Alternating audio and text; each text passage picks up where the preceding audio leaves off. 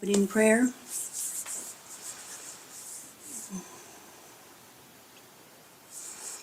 As we gather together in community and prayer this morning, be open to feeling the presence of Spirit, knowing that we are always able to connect and receive that peaceful feeling of the divine.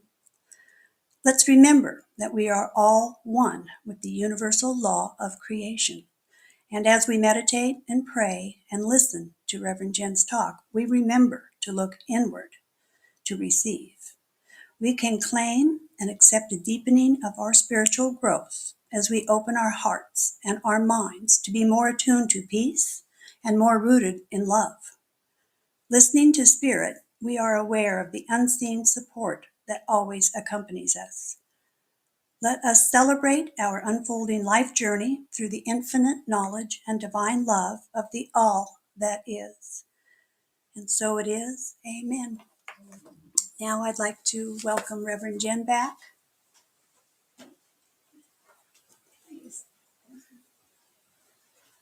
Good morning again. Good morning to our friends online. Glad that you're joining us. So I have a story this morning before I get started. So I had this idea about a talk, and I started mulling it around and started working on it last week and finished it up and felt pretty good about it. And this morning I went to open my laptop and it wouldn't turn on. I thought, okay, well, I have a tech guy. Like, Jerry will fix it, right? My computer would not turn on. The laptop would not turn on. So he's working on it, and he said, okay, we'll recover off your phone or whatever. So I'm working on my phone, and it's not coming up because it's an old phone. So, of course, I had to throw it, because I was a little bit frustrated. I threw it towards the couch or something soft anyway. But so I thought, oh, gosh, what am I going to do? And Jerry's just very calm. He's staying calm. And I said, do I need to panic? He goes, well, maybe not panic, but maybe you want a backup plan. I'm like, backup plan? It's like almost 9:00. Okay. So he's trying to do all his stuff. So I thought, well, I'll just hop on my work computer because I can probably recover something from an email. I'm trying to all these things. So I get into my work computer. It shuts down for an update. And I thought, oh my God, what am I going to do? And so I thought, well, my message was going to be about quantum prayer. I'm learning about this. So I'm driving and I'm pretty upset. And I think, okay, I've just got to be in this space and just trust that something is going to be delivered to me on my drive. And behind quantum prayer, I'll share later when I can recover the talk, but around quantum prayer, it's about the feeling or the intention, not necessarily the words, but what am I being? What am I being? So I thought, well, I need to be calm because I'm feeling it. So I thought, okay, I'm really going to practice this. I'm really going to have faith and trust. So I pull in and I just sit there and start praying. I'm just going to pray from this space. Something's going to be delivered to me.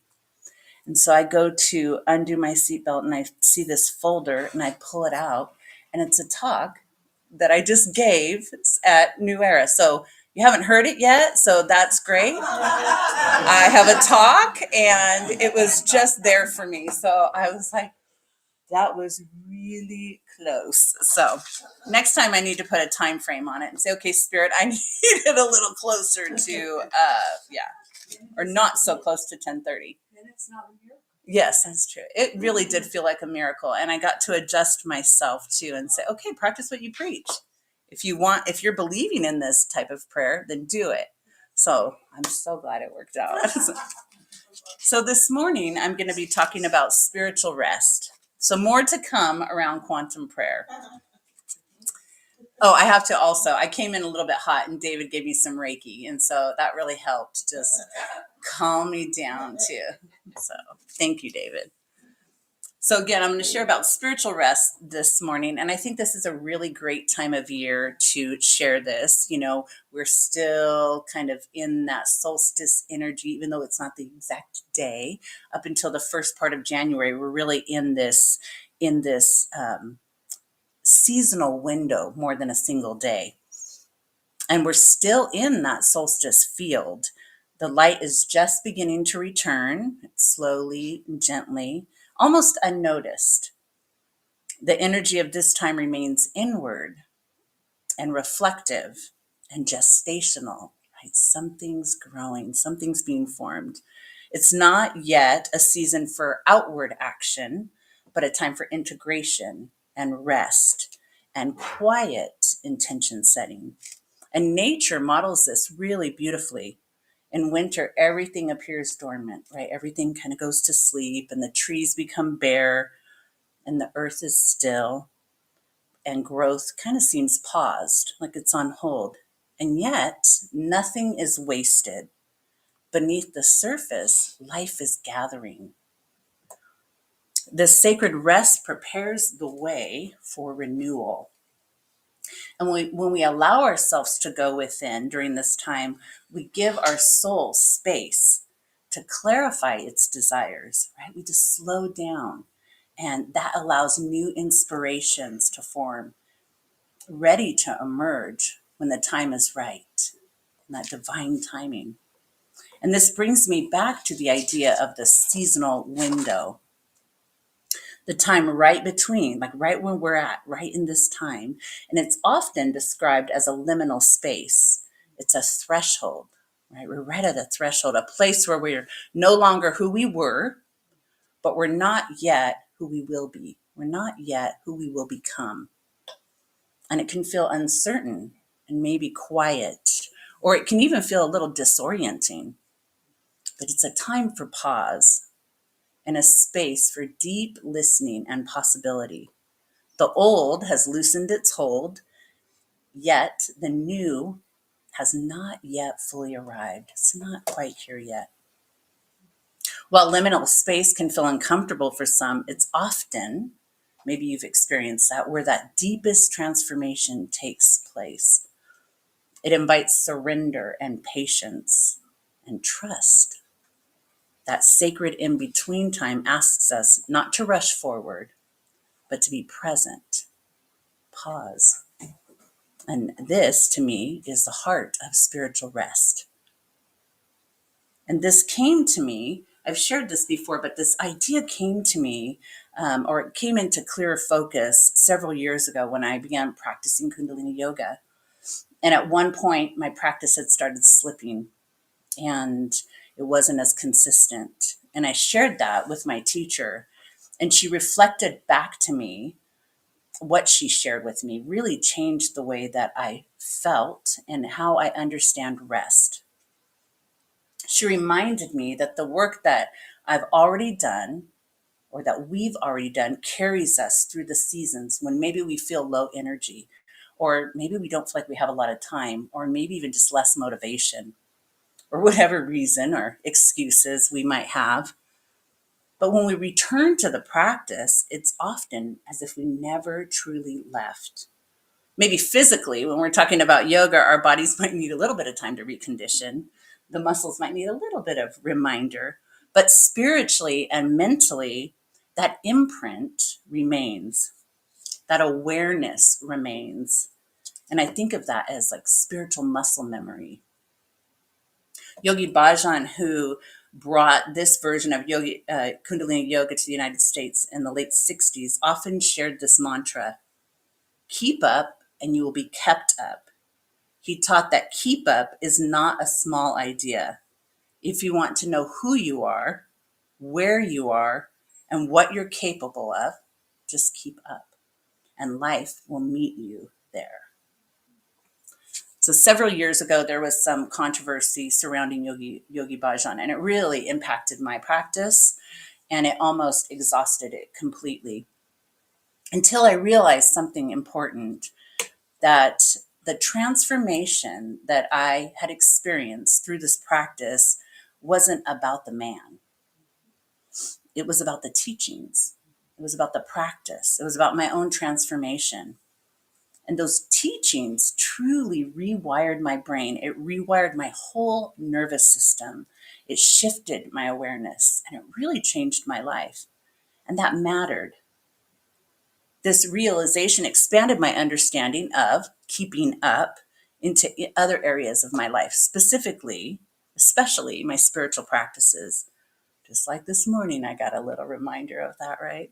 It reminded me that everything that I've learned and everything that I've practiced and embodied is always available to me. Even when I feel like I'm in a lull or maybe in a little bit of a funk or maybe a season of stillness, the work that I've done will carry me forward. Some time ago, a friend thanked me for something I share, and I often go, "Oh no, what did I say?" But they had expressed some concern that they weren't keeping up spiritually, that they felt behind or maybe disconnected from their practices. And I was able to share with them what I had come through, what I had learned, and what I try to remind myself of, that they would be carried through this time. Later, that same person shared that someone else in community said, "It's okay." They gently reminded them, "It's okay to rest. It's okay to rest." And that simple statement stays with me. It's okay to rest. So, what if rest isn't absence? What if it's integration? What if spiritual rest is the space where the body and the mind and the spirit recalibrate to those new teachings or those practices, or into a new vibration, a new awareness? Not long after that, I was speaking with a few sisters here, and one had shared that they, during a period of illness, they felt really disconnected from spirit. And once again, the conversation turned to how we're carried through those difficult seasons. And she mentioned the poem Footprints in the Sand. And I smiled because that poem often returns to me in times like this, especially when this question arises. So the original version, I've shared this before, I think this is really fascinating, was written by Mary Stevenson, and she was only 14 years old when she wrote that poem. And it said that she didn't keep a copy of it, but then later, many years later, she rediscovered it in like an old suitcase or something. And so it did have a different date on there. So the date that she had written on it, the one that she had found, was 1939. So it's been around for quite some time. And over time, there's been many adaptations of the poem. But the heart of the message remains the same, right? When I first began speaking at the podium, I was cautious about using the word God or Lord because I had concern that maybe others had some religious trauma. I know I did when I came in. And what I learned was it's okay to share in the way that makes sense to me and the language that I'm guided to use. And I just trust that each of you, each of the listeners, will translate those words into a way that resonates with you. So with that, I want to read the original version of the poem. One night, I dreamed I was walking along the beach with the Lord. Many scenes from my life flashed across the sky. In each scene, I noticed footprints in the sand. Sometimes there was 2 sets of footprints. Other times there was 1. This bothered me because I noticed that during the lowest periods of my life, when I was suffering anguish, sorrow, or defeat, I could only see 1 set of footprints. So I said to the Lord, "You promised me that if I followed you, you would walk with me always. But I've noticed that during the most trying times in my life, there have only been 1 set of footprints.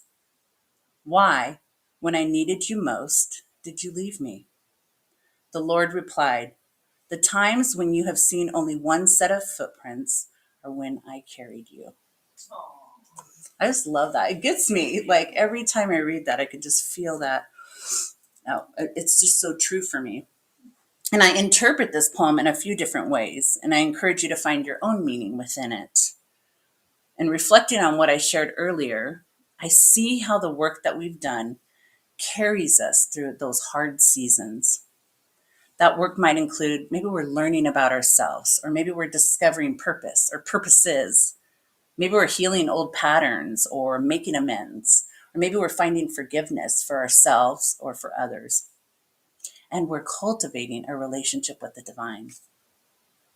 When I think about being carried through times of sorrow or defeat, I recognize that it's because I am in relationship with the divine, that we're in co creation, creating with the divine. We all do our part, and Spirit meets us there. We're never truly alone. Spirit's always present, even when we don't feel it, right? Even when the past feels heavy, faith reminds me that I'm always held by God, the universe, by love itself. And as we walk our spiritual paths, whether newly awakened or continuing to discover, we often learn new teachings or new practices or maybe new healing modalities. And then we get really excited, right? And we get really committed and we create routines and rituals. We feel uplifted and aligned. And then maybe we miss a day or a week, maybe a month, and then doubt creeps in, right? Maybe that pressure starts to build. And we wonder if we failed or maybe we're falling behind. But I ask you, if that's happened to you, if you felt that, have you really stopped? Or are you just simply resting? A dear soul sister of mine who used to attend here, maybe some of you remember Laura, she's now in spirit, used to say that once you awaken, you can't go back to sleep. But we would tease and say we can take a spiritual nap. So sometimes we need to take that spiritual nap. Those rest periods allow for integration. They allow us to recalibrate. They allow our energy to shift and for our awareness to truly deepen. And we understand the importance of rest in our physical bodies, because without it, what happens? We feel depleted, or maybe we're foggy, maybe we're crunchy, irritable, maybe we're unwell. And that same thing is true spiritually. When we experience spiritual fatigue, rest isn't indulgent, it's restorative. We need that. And for much of my life, I've lived in constant motion. Maybe some people call it hyperactivity. I say it's high energy. It's just high energy because staying busy helped me. It helped me in lots of areas of my life. Right? It helped me in my recovery. Staying busy helped me stay sober, to be honest. Staying busy helped me cope. Staying busy helped me avoid sitting in my grief. And those strategies served me at the time, but they didn't allow me to truly, fully rest. So today I understand rest isn't optional. Not for me. It's not optional. It's essential. Physically, emotionally, mentally, spiritually. So are you giving yourself grace when you feel disconnected or stuck? Are you allowing yourself rest without judgment?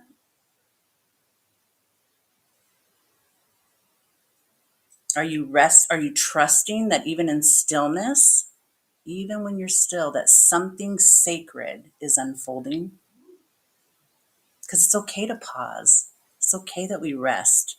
It's okay to set something down and return to it later. We're not moving backwards. We're restoring, we're renewing, we're recalibrating, we're rejuvenating, integrating. And maybe spiritual rest looks like silence or nature, maybe getting outside, being by the water, being in the forest, or a nap. Maybe it's taking a nap during the day, or saying no, maybe not being overextended, or asking for help when you need some help, or simply pausing and breathing and remembering that you're held. You're not behind, you're not disconnected, and you're not alone. Sometimes we walk beside spirit, and sometimes we're carried. And when the time comes, if we're being carried, when the time comes, we're gently set back down, ready to walk again, side by side in co-creation and with love. So let's move into a little bit of a reflection, a meditation. Invite you to just really settle in, closing your eyes, and just settling in with a few deep breaths, really allowing our system to rest and reflect, breathing nice, full breaths.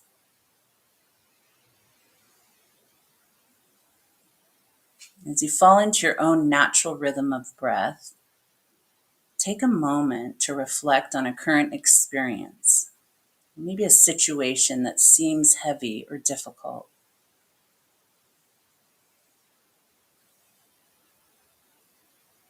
Bring that to mind and take a nice deep inhale. And on that exhale, release the heaviness. Just allowing yourself to be in this very moment, allowing the release to shine light on the possibilities and potential to heal the situation,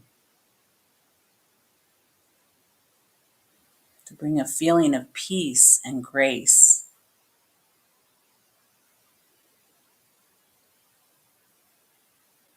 Knowing the answers may not come immediately, but having faith that when you open your heart and clear your mind, you'll be led through it.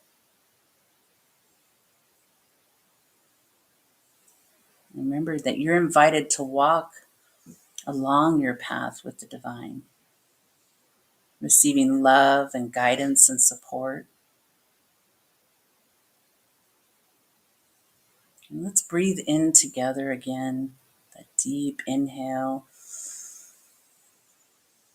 and a full release.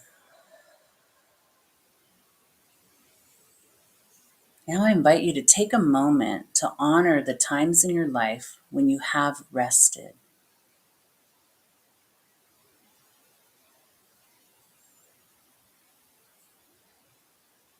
Affirming that you're continually moving forward, even in these times of rest.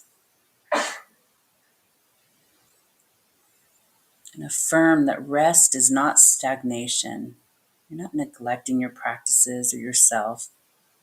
You're honoring your spirit in the most divine ways.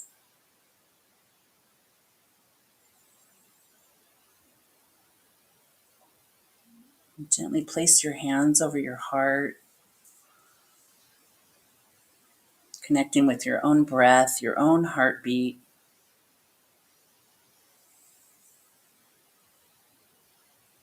And feel complete love for yourself. Allow your heart to swell and that love to arise. Let's just breathe into that love for a moment.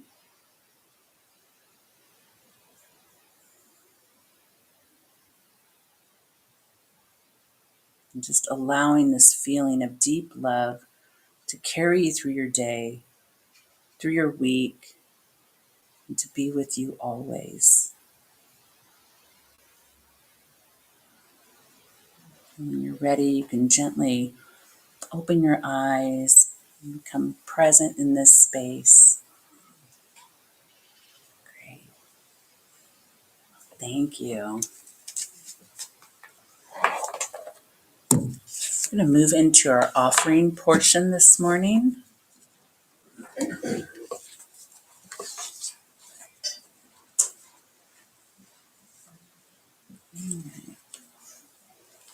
And we also have a PayPal QR code on the basket and also up for our folks online if you'd like to donate. We appreciate it. And as we prepare our offerings to the Home Spiritual Center, let's hold it in our hands and charge it up with the energy of alignment and generosity and sacred intention. We know that we're part of a greater circulation of good and that our gifts will multiply for the highest healing, growth, and service to us and our community. As the basket is coming around, please fill it with your blessings, and we thank you for your generosity and for continuing to support our good works. And so it is. I'll invite Reverend Lynn back up to the podium. Jen.